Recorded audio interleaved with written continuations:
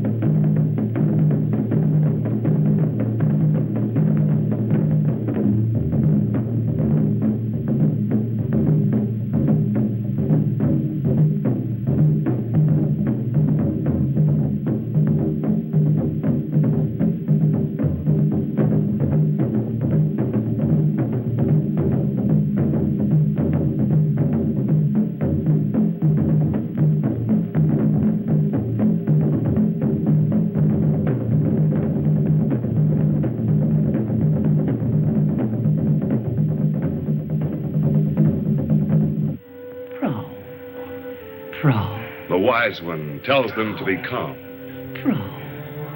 This is Loti. This is Arva.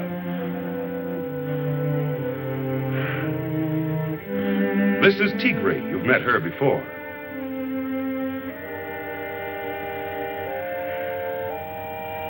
This is Tule.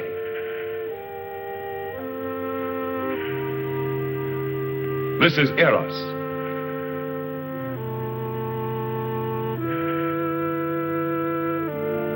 This is Nika.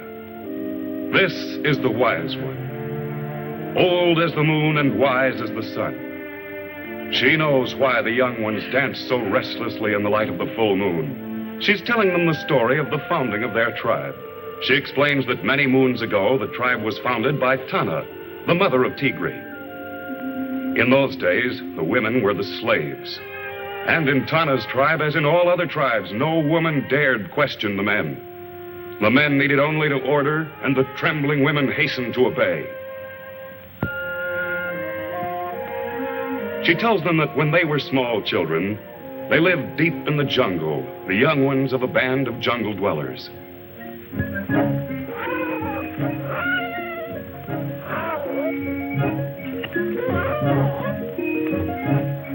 This is Tigri's mother, Tana. She and the others have stopped for a momentary rest, tired from carrying the carcass of a dead animal.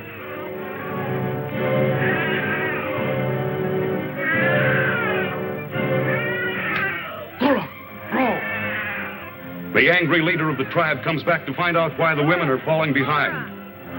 To him, weariness is no excuse. Gora. Tana and the other women wearily pick up the carcass and continue.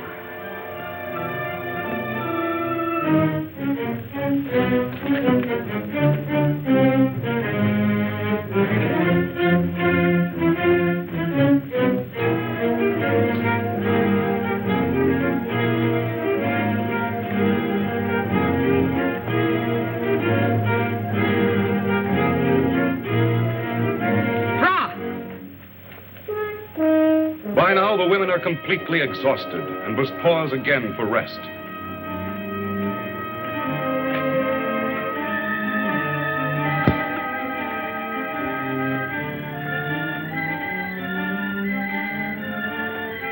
Angrily, the leader storms back and yells for them to get going. Bro! Fora! Please! The rebellious Tana tells him that the men should carry the dead animal.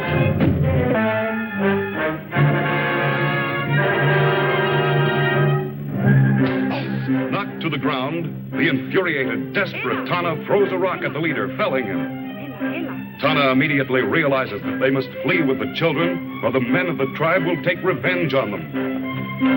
The women quickly gather the children and rush off into the jungle.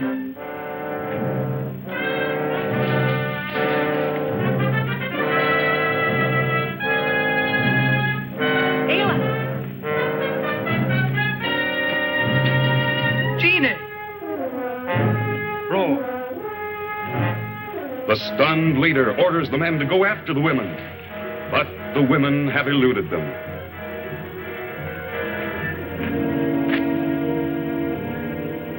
The wise old woman tells them how, as time passed, the tribe prospered under Tana's able leadership, and the little girls learned how to fend for themselves. They all learned the skills of hunting and fishing for their food.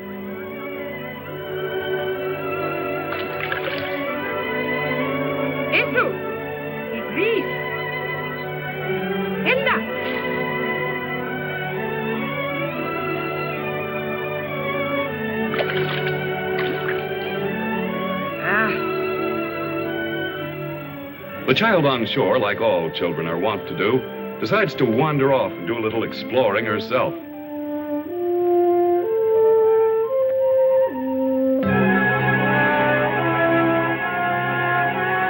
The entire tribe is unaware that they have been sighted by the terrible Gwadi. This 9-foot-tall monster has roamed the jungle for years, bringing death and destruction to whatever he touches.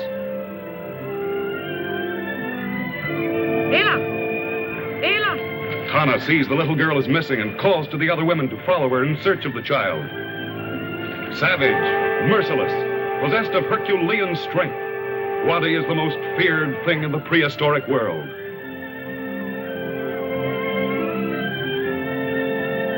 The little girl explains to the wise one as best she can that she has seen the terrible giant.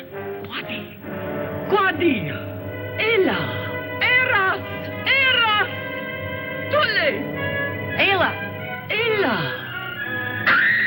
Gwadi has successfully captured 2 of the women and is carrying them off.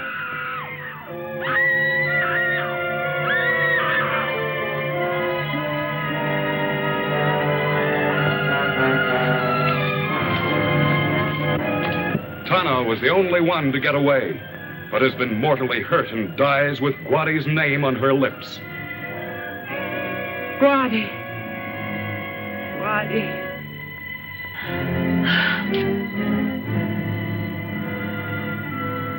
The wise old woman flees with the children. Gwadi! Even now, 15 years later, the mention of the dreaded name of Gwadi still strikes terror in the hearts of these same girls. They know that the hideous giant still ranges the jungle.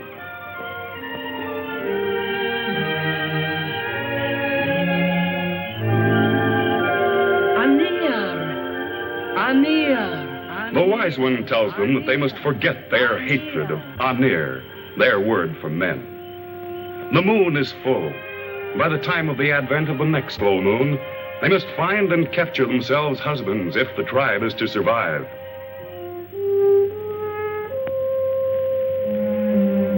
And the next morning, the 6 determined women set forth on their mission, accompanied by one of their panthers.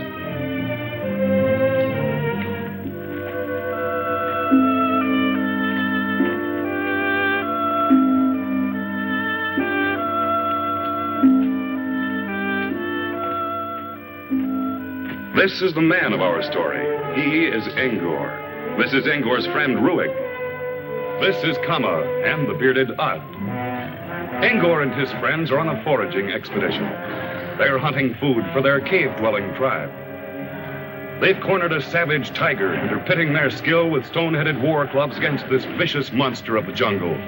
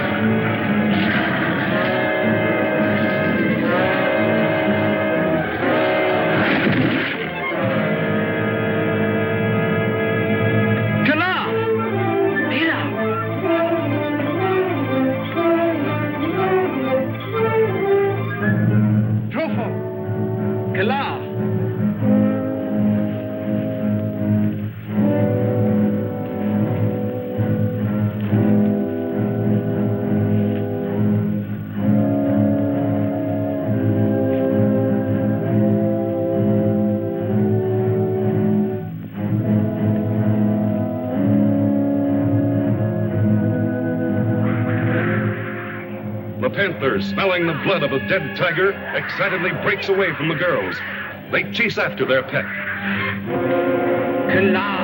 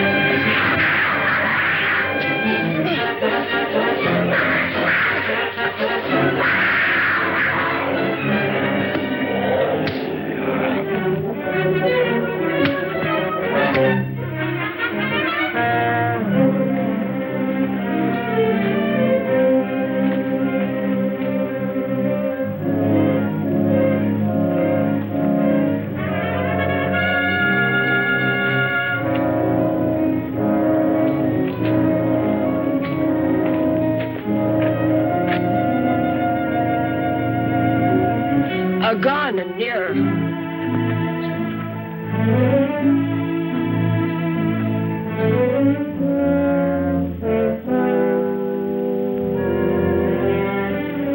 Ad uses the sap from a tree to soothe Angor's wounds. Suddenly, Ad falls unconscious. Angor and his tribesmen are amazed to see that they've been attacked by members of the weaker sex. Back on!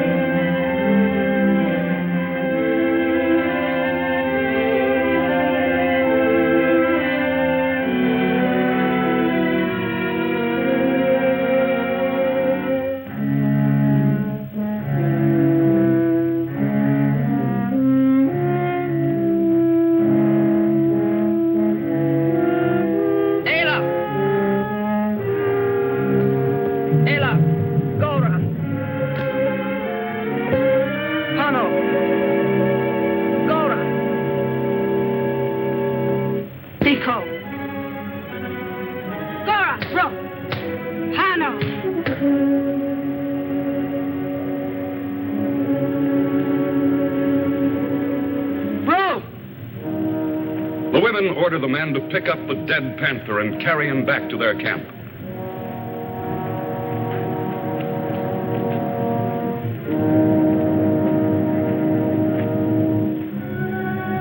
In the meantime, Angor stumbles along through the jungle back to his people.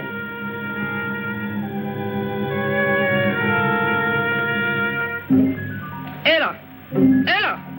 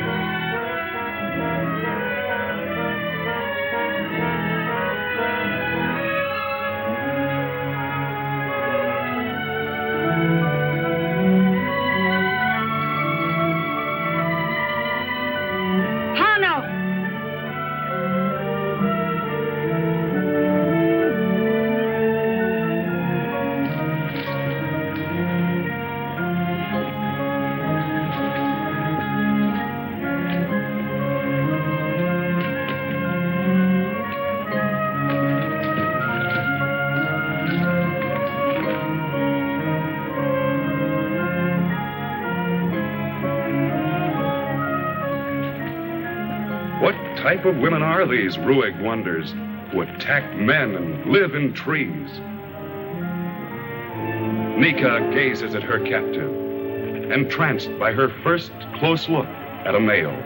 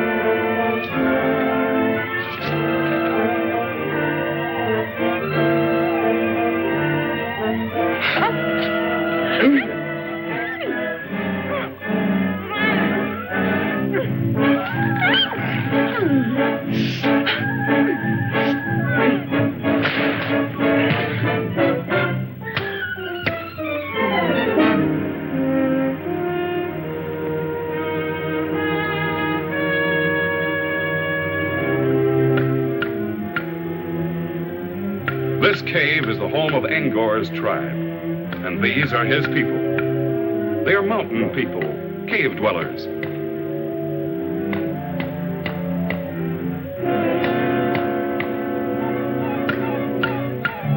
Ayla.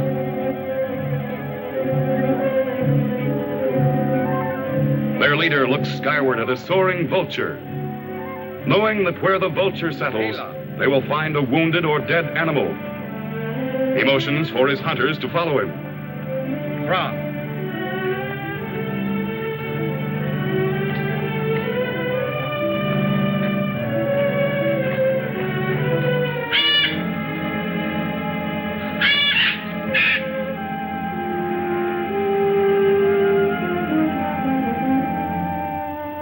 Ela. Angor.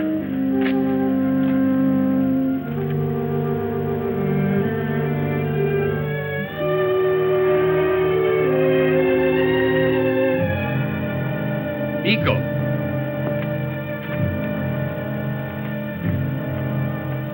The men find the wounded and exhausted Angor and carry him back to the cave.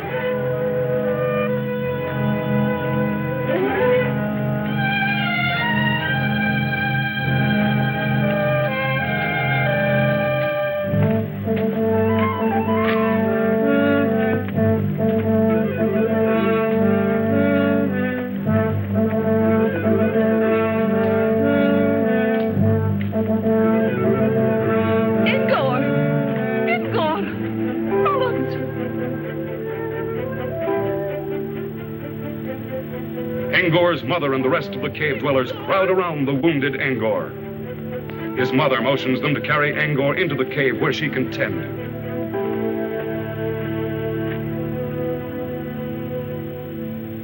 Weeks have gone by, and the leader of the cave dwellers is marking on the rocks the story of the women as Angor has told it to him. Time has healed Angor's wounds, and despite the leader's protest, Angor is determined upon revenge. Angor. Gine. Angor vows to rescue his tribesmen and to bring back to this cave as slaves the women who captured them.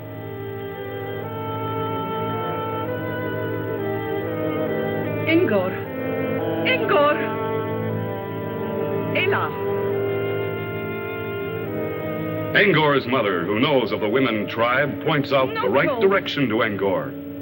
Oro. She tells him he must cross 2 mountain ranges, that it will take him 2 days' journey to reach the country of the women tribe.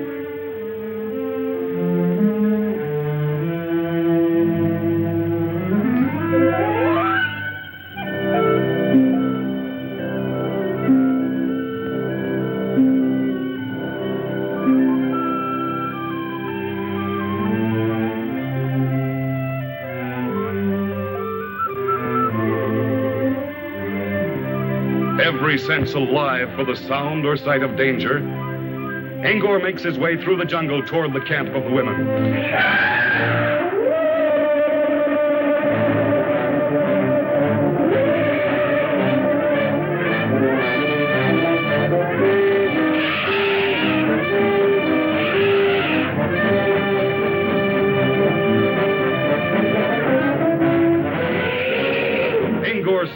and loses his weapon, but cannot stop for it. He finally eludes the elephant by jumping behind a large boulder, and the lumbering animal passes him by.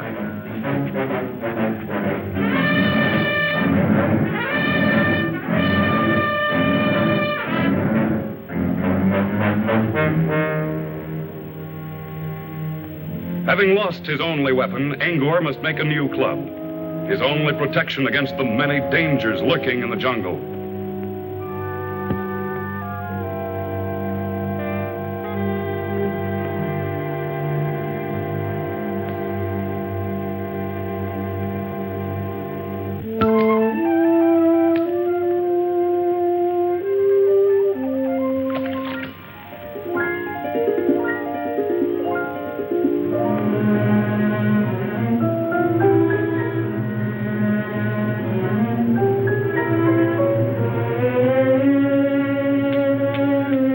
Angor gathers some stones to use for the head of his club. He starts hacking two of them together to make a sharp edge. A spark ignites the dry leaves on the ground, and Angor is taken aback by the strange, unknown phenomenon, fire. He stretches his arm out to touch it and draws his hand back in pain. He doesn't understand it, but he knows that this new discovery of his has the power to inflict injury.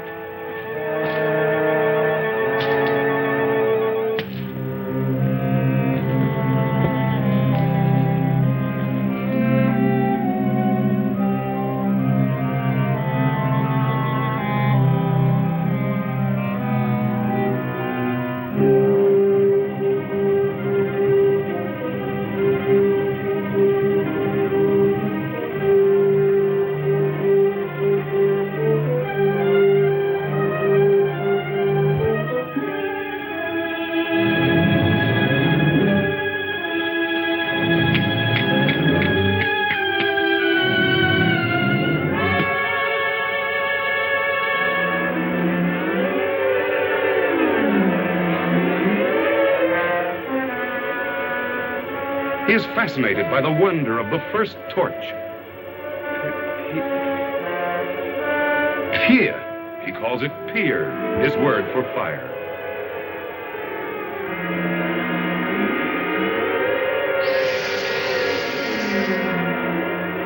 The hiss of a python in the tree startles him to his feet.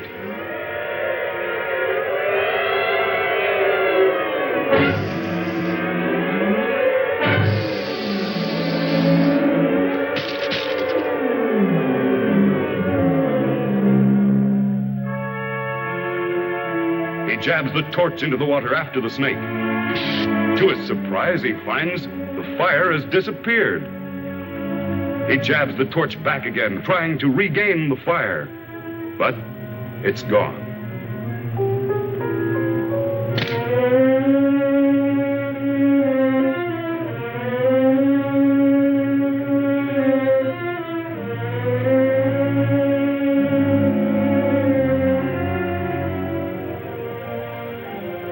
Strangely enough, the swan dive was invented before the swan.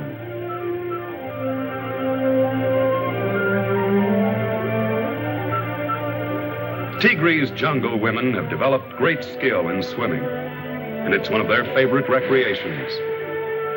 On this night, Tigri, Eris, and Tule are enjoying an evening swim in this jungle pool.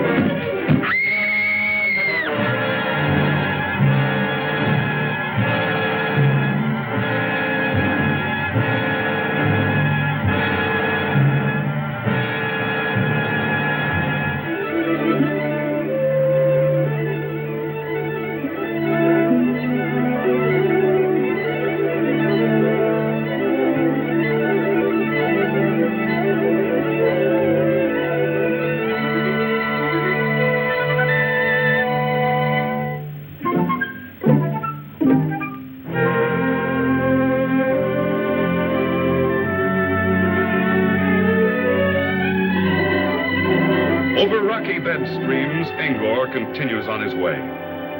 He is now approaching the outskirts of the jungle territory.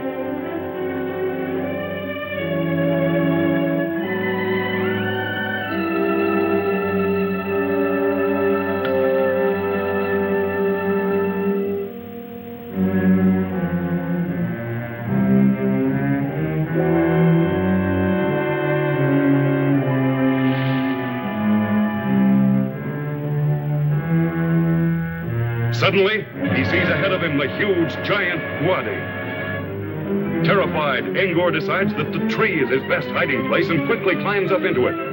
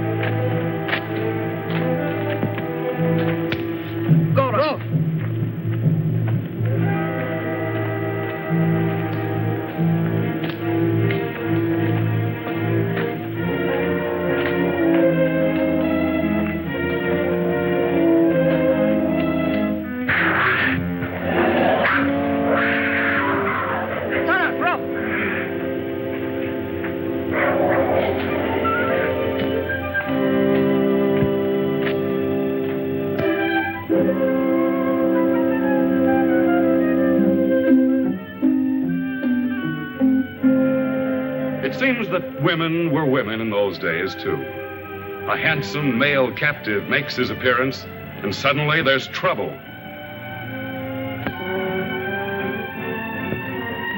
Angor! Angor! Rui!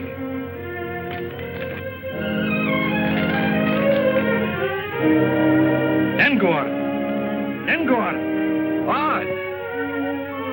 Ingor! Kama!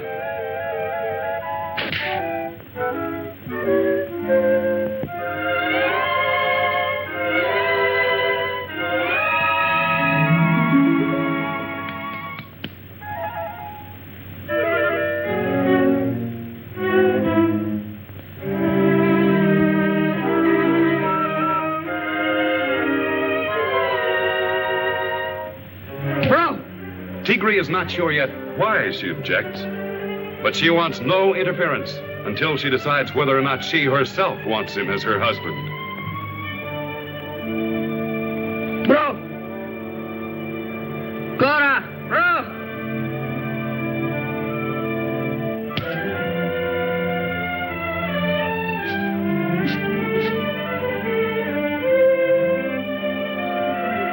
Angor is tempted to strike back at his captor, but the ever-watchful, snarling panther is a warning for him to be careful. He decides that caution is better than tangling now with this strange band of women.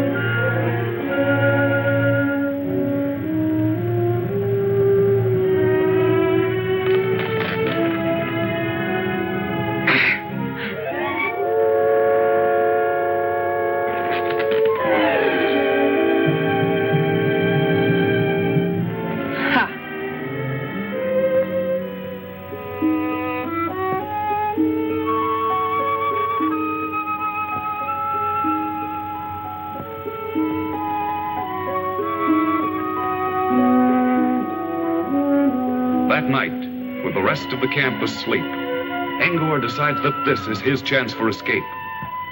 Quietly, he starts to climb down the vine. Now, this is easy, Angor thinks. But he's not reckoned with the ever-alert panther, who evidently has just been waiting for him.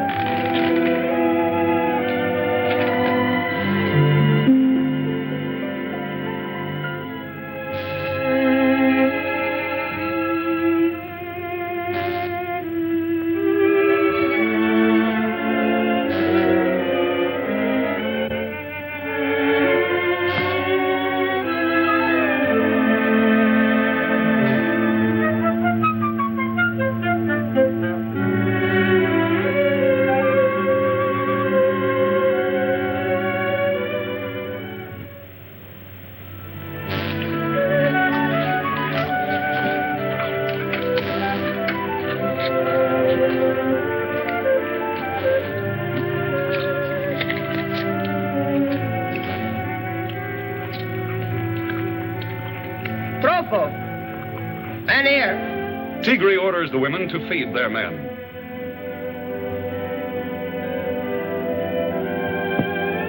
Arva decides that this is a good time for her to make up to Angor and starts to bring him some food.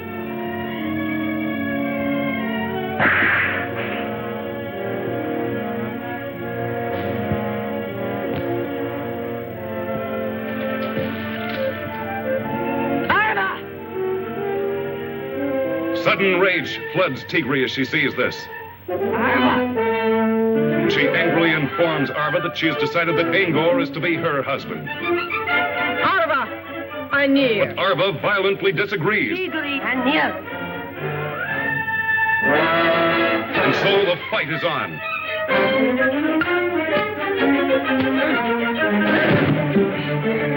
Agon.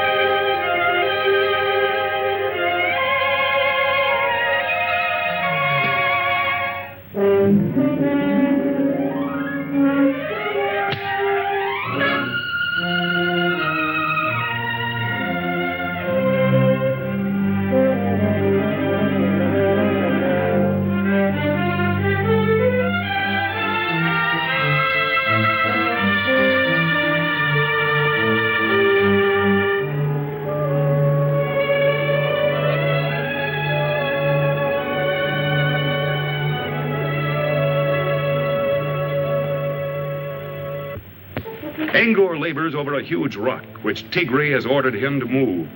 He can't budge it. Tigre shakes her head at the stupidity of men.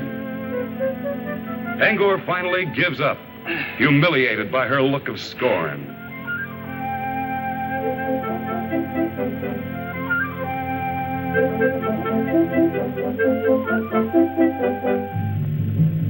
Gine, Elko, Lito.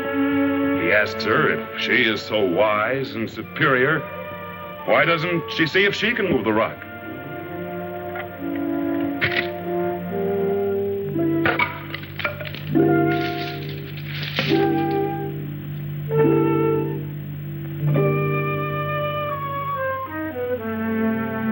Tigre picks up a huge branch and, using simple leverage, shows Angor how easy it is to move the rock if you use your head.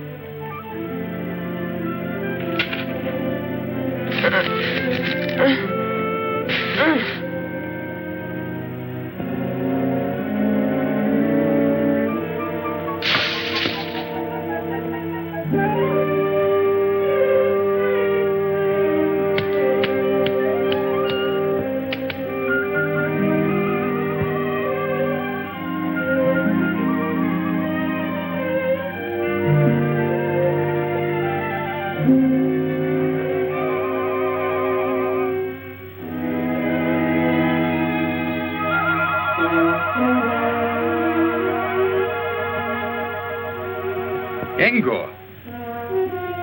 Tigri. Angor. Tigri? Angor.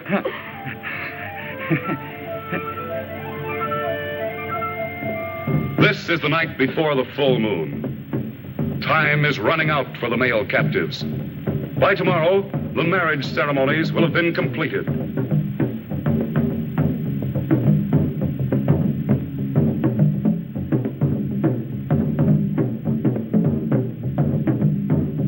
The wise one drums, and the women dance as Angor and the men look on with mixed emotions.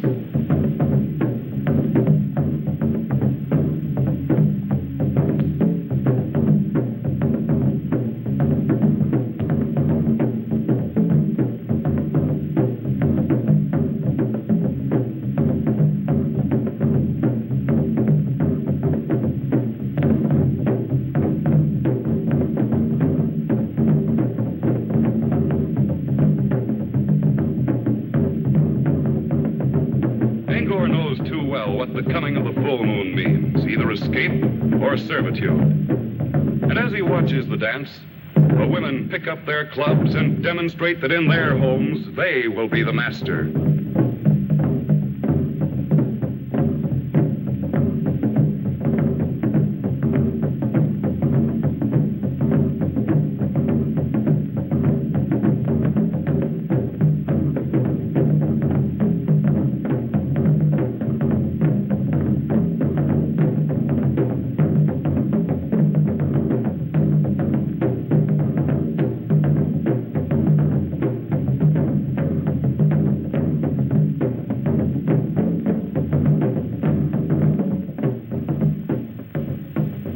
Surrounded by the watching women and the ever-guarding Panther, the men sit idly while Ruig, who seems to have a fetish for being clean-shaven, is scraping his cheek with a sharp-edged stone.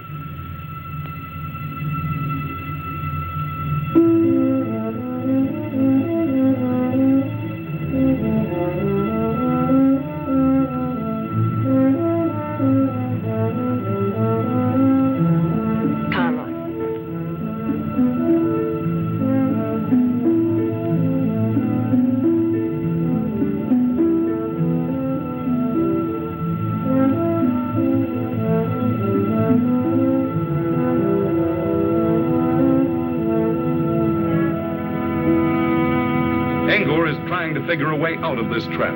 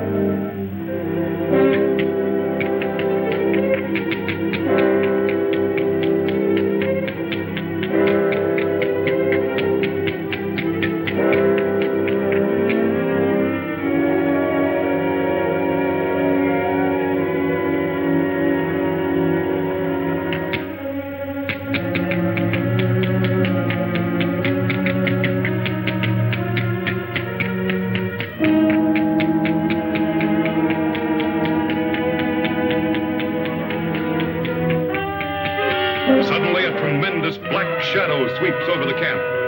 It is Korax, the flying dragon, the scourge of the skies.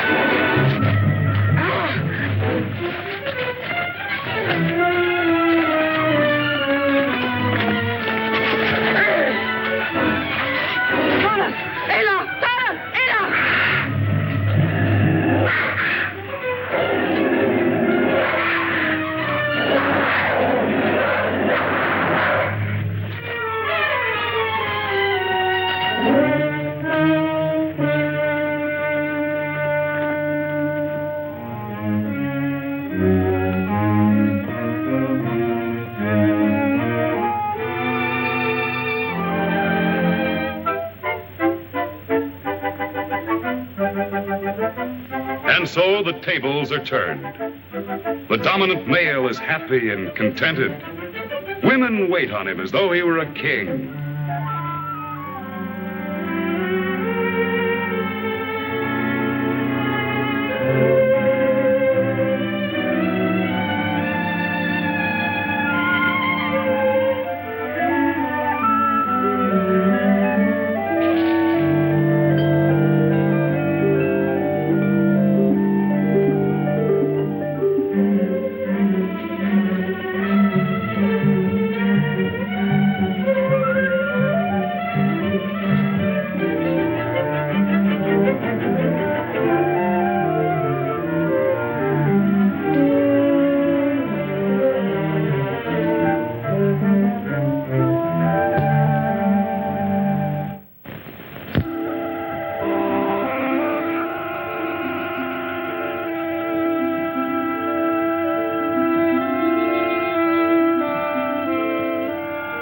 Tigri.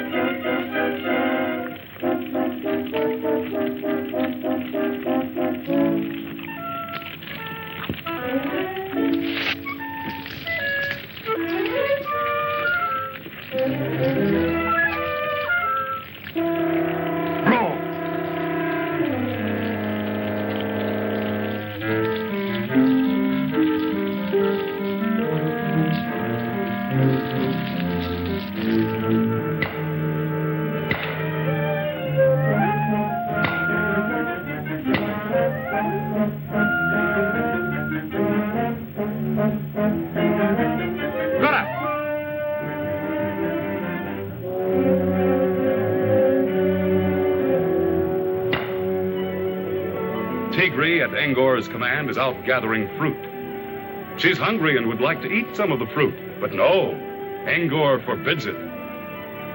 The once proud, fiery leader of the tribe meekly obeys.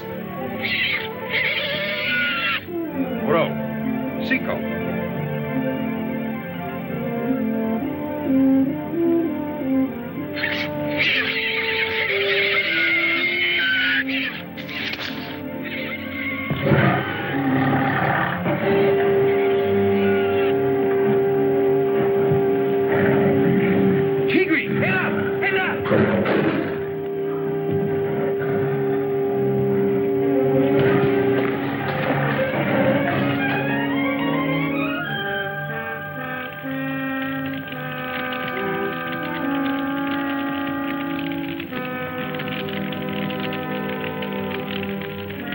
beautiful? He offers a piece of raw meat to Angor, who's intrigued by the scent of the meat in the fire.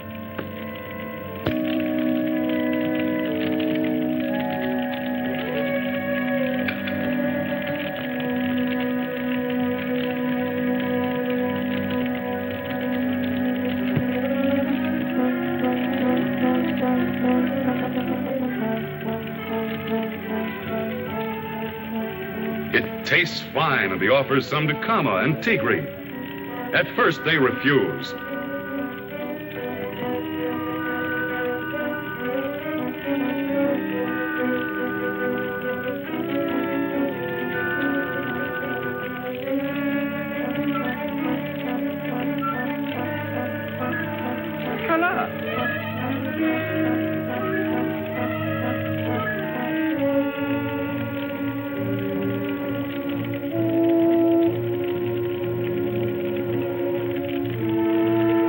But when they taste it, they both agree that it is delicious. And so, for the first time, cooked meat goes on the menu of this primitive tribe, and civilization progresses another step.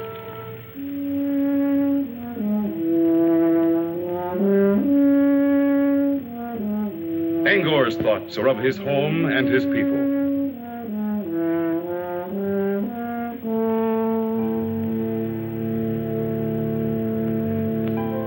Eco. He gives orders that they will start on their long trek back to the mountain home of Angor's tribe. Tigri. Eco. Angor. Eco. Bora. Ela. Ela.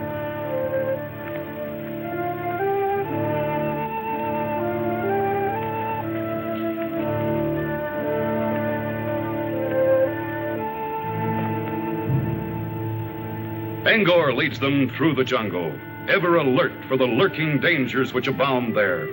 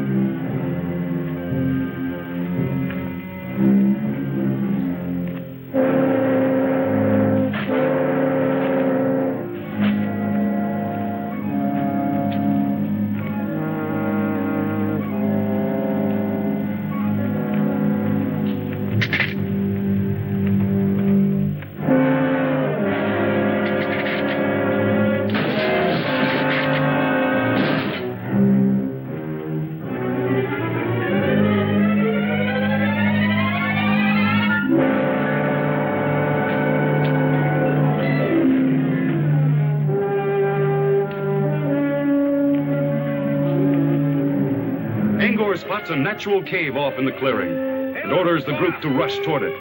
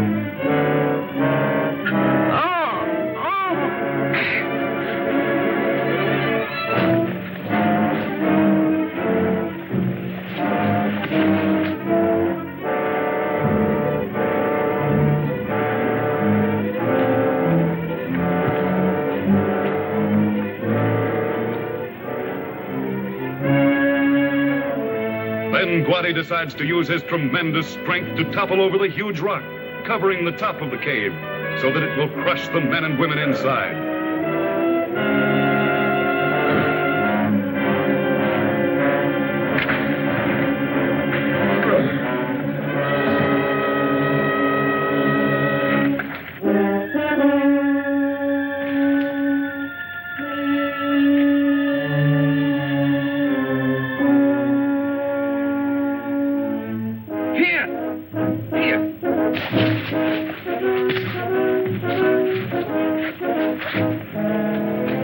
Angor orders the other men to make torches.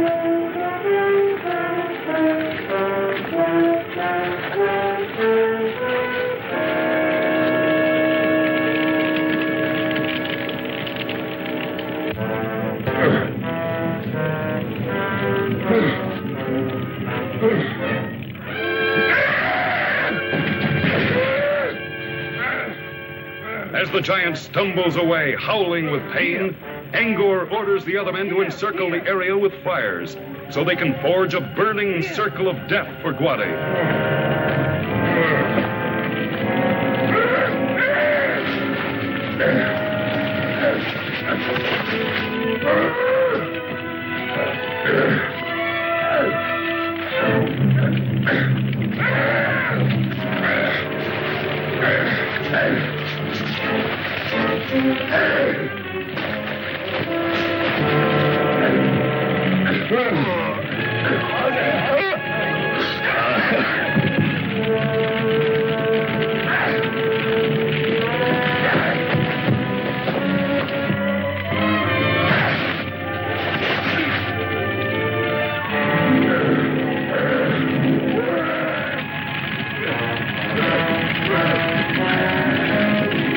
Guadi is completely bewildered by the leaping flames and terrified by the fire.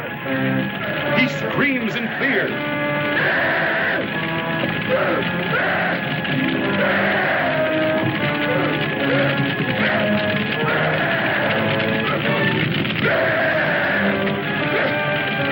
Angor finds himself also trapped by the encircling fire and sees that his only escape is to go over it.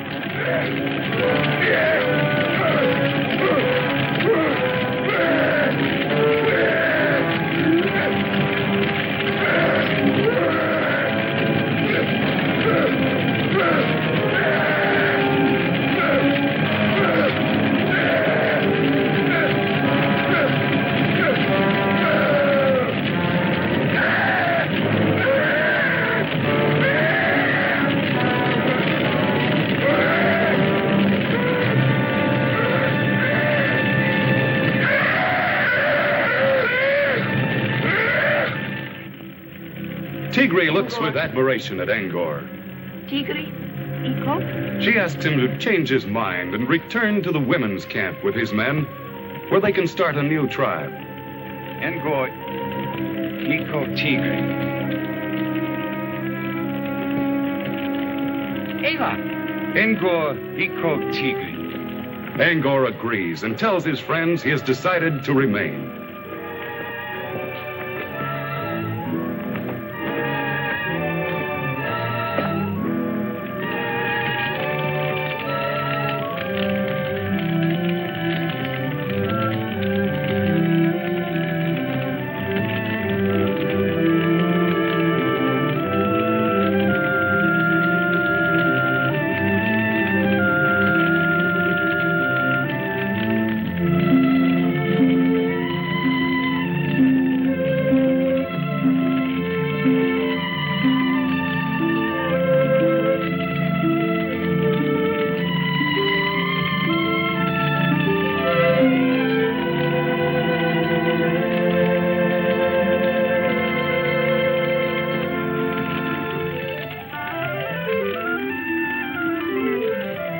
The wise old woman is happy as she sees the pairing off of the couples. She knows now there will be peace between the tribes and that the tribe will increase.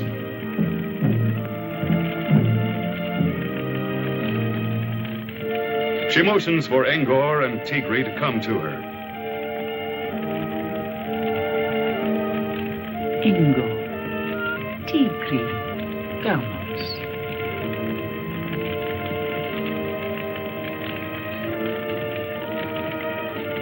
She is going to perform the only kind of marriage ceremony she knows.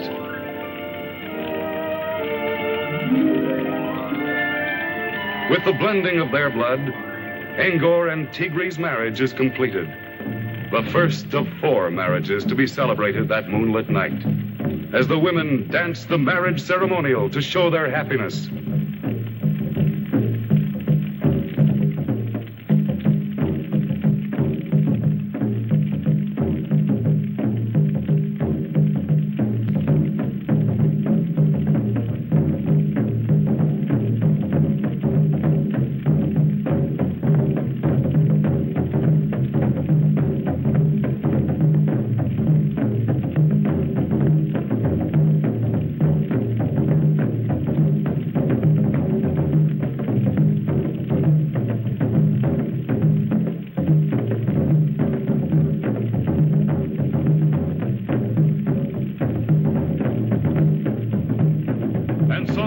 Distant days, even as today, the eternal battle for supremacy between woman and man was solved not through the clout and the club, but through romance.